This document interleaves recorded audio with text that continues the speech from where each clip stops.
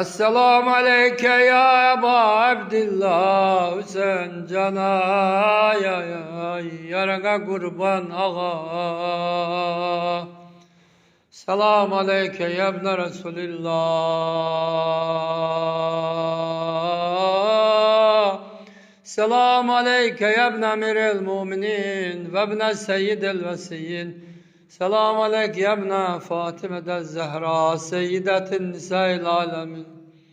Esselamu alel Hüseyin ve ala Ali ibnel Hüseyin ve ala evladil Hüseyin ve ala ashabul Hüseyin. Selamu aleyküm cemiyen şühedâ-i Kerbela. Rahmetullah ve berekatuhu.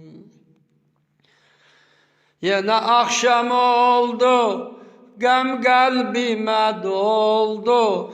Aylar geçti, Allah Muharrem geldi.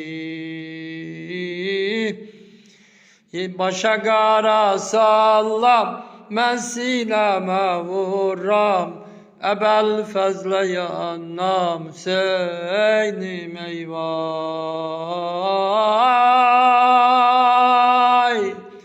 Başa qara sallam, mən sinəmə vuram. Sənə qurban olam, Hüseynim eyvay. Uca boylu kardeşim kalıptı ellerde, susuzdu çöllerde, ebel fezlim eyvay. Başa qara sallam, mən sinəmə vuram, sənə qurban olam, Hüseynim eyvay.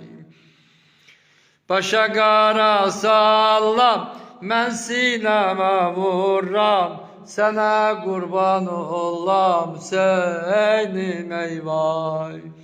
Əza saxlar Zəhra, sinə dağlar Zəhra, deyər ağlar Zəhra, Hüseynim eyvay. Başa qara sallam, mən sinəmə vuram, əbəl fəzlə yanam, Hüseynim eyvay.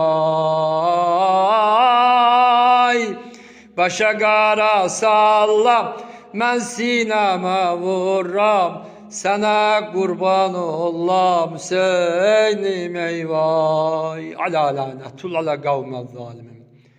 Hal-hazırda mən Şəmkir rayonunun Seyfəli kəndinin